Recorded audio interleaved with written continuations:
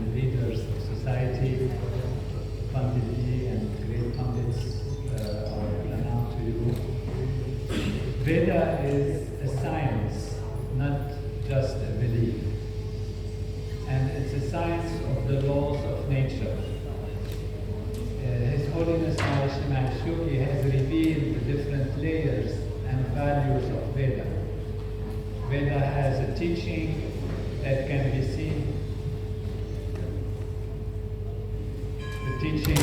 seen, as a philosophy, it can be seen as poetry, it can be seen as sociology, biology and physics. From so many different angles we can look at Veda. But there is a very important angle that Maharishi has brought to light, and that is Veda by itself and its structure and its sounds is a representation of the laws of nature.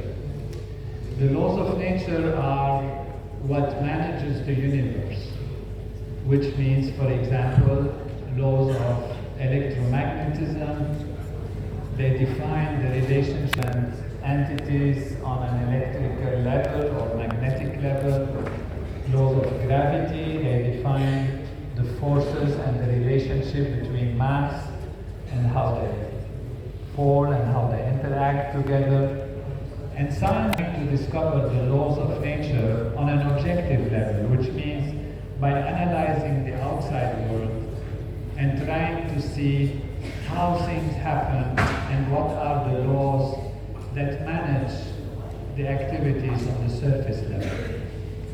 Veda is not an objective science, it's a subjective science, which means it's a science that is discovered in consciousness.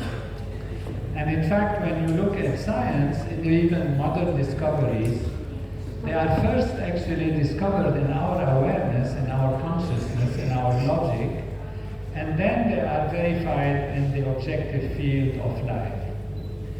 And what happened is that the scientists of ancient times, the Vedic rishis, they have discovered how the laws of nature function from within themselves, in their own consciousness. How is this possible? What does it mean? It really depends on your understanding of what life is about, what the universe is about. If one thinks, like most kind of modern people like to think, that the universe comes from some physical energy and then it evolves and then it becomes more complex, and then this complexity rearranges itself in an orderly way, and then it creates a human nervous system, and this is what we call the immersion theory of consciousness. That means consciousness is a byproduct of the physical material world. The reality is different from the Vedic perspective. In the Vedic perspective, consciousness is primary, which means there is an ocean of being, an ocean of consciousness, and that ocean is not physical, it's not material, it's just awareness, it's consciousness. So it's an infinite field of pure being which has a quality or qualities, and those qualities are Satchit Ananda, pure existence, pure truth, bliss. It has a quality of fullness. But it's not a physical material entity. And since it has the quality of consciousness, the chit value, the consciousness value, it means it is conscious. And what does it mean to be conscious? It means that there is an object of awareness, there is a subject, and there is a connection between them. When we look at our life, we live our lives through moments. These moments are moments of experience. And in this experience, we as a subject, we experience something which we call the object, and there is a way we connect to that object. So there are these three values: the knower, the known, and the process of knowing that connects the knower to the known. And therefore, in this field of infinite consciousness, there are three fundamental values that are the knower, the process of knowing, and the known. And actually, all the Vedas are ultimately based on those values. So when you take the most comprehensive Veda, the most fundamental Veda, which is Rig Veda, and you start looking at it, it will start always by defining the Rishi, the Devata, and the Chandas. So for example, the first sutta of Rig Veda, you can say the Rishi is Madhu Chandas, the Devata is Agni, the Chandas is Anushtup.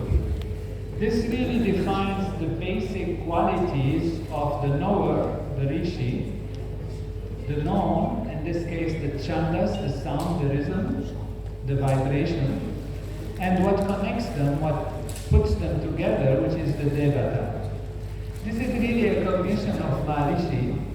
And then when you look at the details of the emergence of how the knower interacts with itself and with the known, Maharishi says that this ocean of being, this pure consciousness field, reverberates within itself because it starts to look at itself from an infinite number of ways.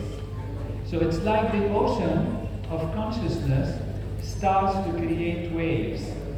And these waves appear on the surface level and collapse into individual entities, which can then create multiple possibilities of awareness. So the whole universe actually comes from a field of consciousness, and in which there are different ways at looking at different things. So there are different rishis, different objects, and different ways to connect with things. And so the whole entity, the whole universe is actually a plane within consciousness.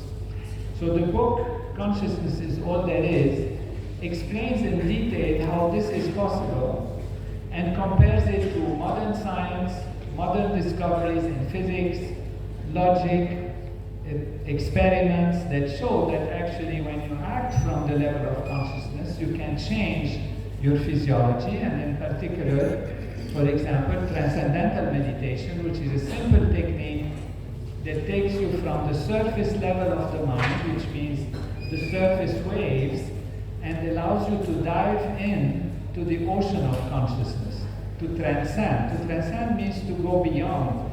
So you go beyond the surface and you experience your inner self, where the mind settles down, and this is where you experience samadhi. You experience the evenness of the mind, the oneness, the pure being. And what happens when you experience that, because you asked me about samadhi, and I have time to answer to. And so what happens when you experience that is phenomenal.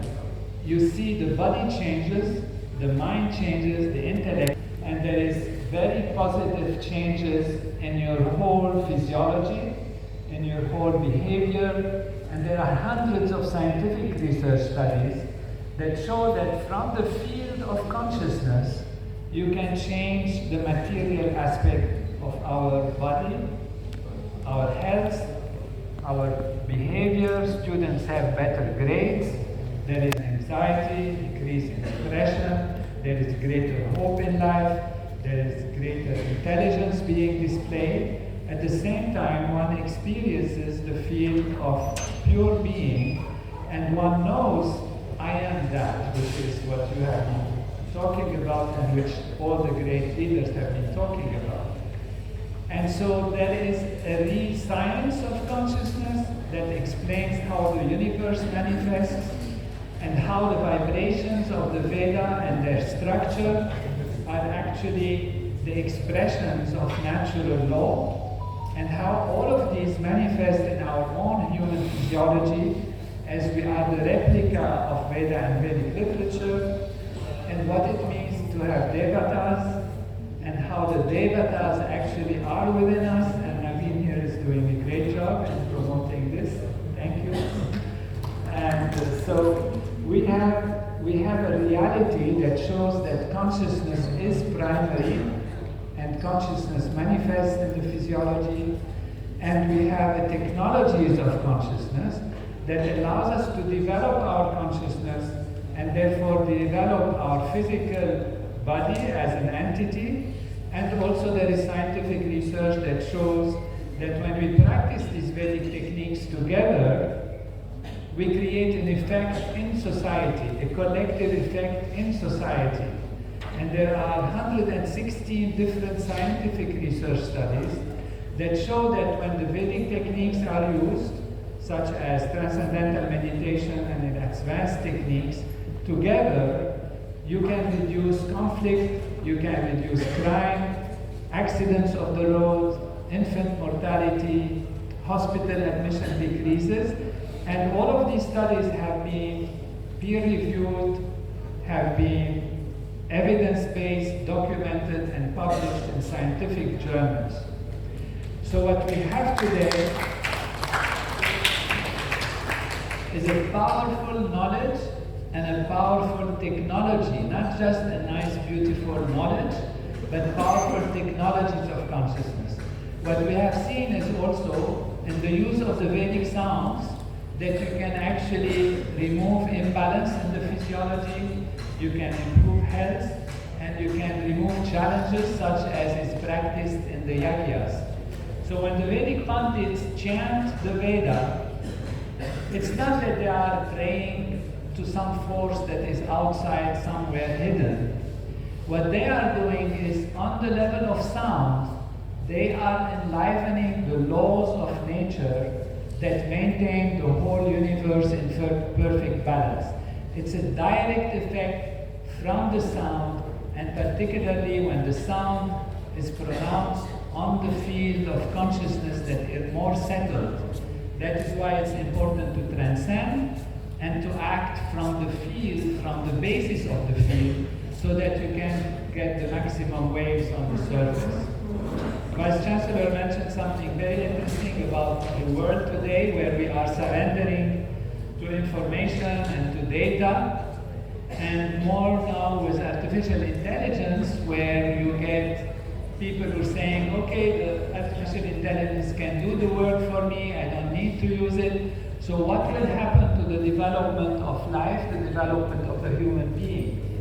And the answer to that is transcend, meditate, and transcendence has been shown to improve brain functioning, to lead to greater coherence in the brain, so that the front, the back, the right, the left, they work together, and the whole physiology, the hormonal system improves, and therefore practicing these techniques of consciousness will develop the full individual and will develop the full possibility for society to be living in harmony and for Ramraj to actually manifest, and we can do that as a group. And this is our mission, our goal is not just to teach something on an intellectual level, but also to give the experience, the direct experience of Atma, the direct experience of the self on the level of Samadhi, and that enlivens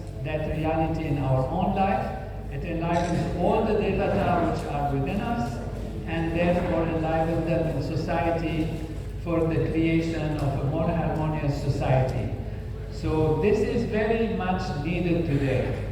It's very important to realize that this knowledge that Bharat has, this knowledge that India has, is fundamental and important for the well-being of humanity for the future. Make sure you maintain your traditions, your knowledge. It is the highest knowledge. It is truly scientific. And let not the young people be swayed by some kind of objective things on the surface. These are only leading to a wrong perception of reality, that reality is only material, so you can grab what you can kill what you can do what you can on the surface, and you will be okay. You will not be okay, and the world will not be okay. The world will be okay when there is a true spiritual dimension to our life, and that spiritual dimension is in consciousness, and India, Bharat, can offer that to the world. So we look forward to seeing the Indian knowledge, the Bharat culture, the Vedic knowledge get stronger and get more and more accepted, because Satyameva Jayate, that which is true will always triumph, and Bharat will come as a shining light for the whole world. Thank you.